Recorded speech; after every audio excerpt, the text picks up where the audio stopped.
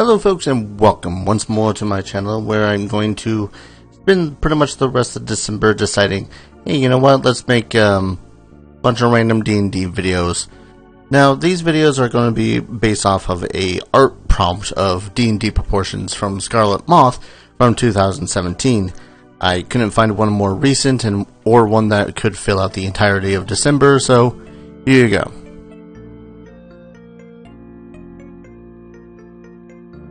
Cities, castles, towns. I've had a lot of those, and honestly some of my favorite ones are ones I've made up, because since I've just made them up and they're not actually part of a canon, they're part of my own headcanon and can be pretty much anything I want.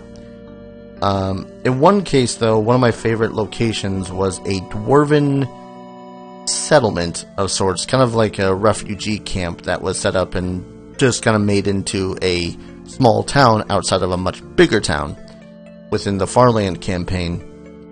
There is a big town called Dragonspur.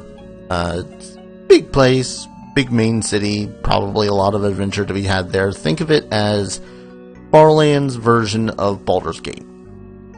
But Hearthhome was kind of one of these pit stops along the way, because it was a long trek that adventure was had there. And it was this dwarven settlement where they were refugees off of some mountainous town that had gotten decimated by one of the Lords of Sin in the Farlands game.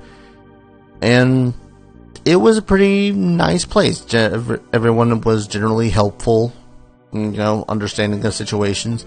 It had, over the course of like 10 years or so, become a proper town, because no one in Dragonspur had any place for refugees. So they were like, well, screw you, we're just going to make this town instead. And that's where some of the more intriguing things that I've done in the campaign, I think, honestly happened. You know, besides the murder mystery and some of the homebrew creatures I had made based off of video game monsters, there was a little bit of political intrigue. There were two brothers that were ruling there. They were pretty, neck and neck, but still kind of friendly to one another. There was a third brother that was a blacksmith within the town that honestly wanted nothing to do with the politics. So, kind of someone that I'm more related with. And I think it was like 2 nights within their arrival to Hearthhome that there were goblins that were appearing in the undercrofts of the town, where they had dug up rainforest and were either burying their dead or putting storage and whatnot under the main keep. The idea was that the goblins were going to be attacking the keep, and made it so as it was a living hell there. So the party was able to drive off these goblins, and eventually found a plot where one of the brothers was actually evil. The brother had been slain some 2 or 3 years ago and had been plotting with the goblins. Sorry, let me back up a little bit. The brother had been slain by a devil that was summoned by the goblins, and the devil had taken the brother's place. So, yeah, for the past couple of years, they've kind of been at the brothers have been at each other's throats. And it finally came to a head when the party was about to leave, and suddenly it was like, "Mahaha, I am actually a devil," and he killed the other brother.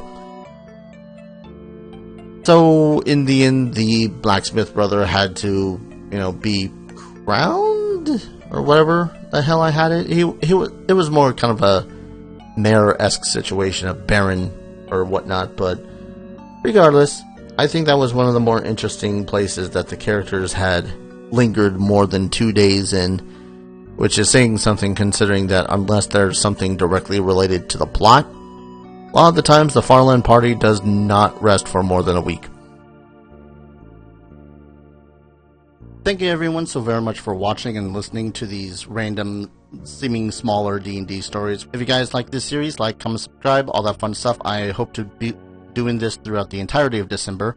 And if you are here for more D&D based stuff, I have several D&D stories videos and some opinionated videos and some Let's Plays based around Dungeons & Dragons game. Some of my more favorite ones are the Dark Alliance games, and check those out. And if you want to torture yourself, there's also Eye of the Beholder for Game Boy Advance.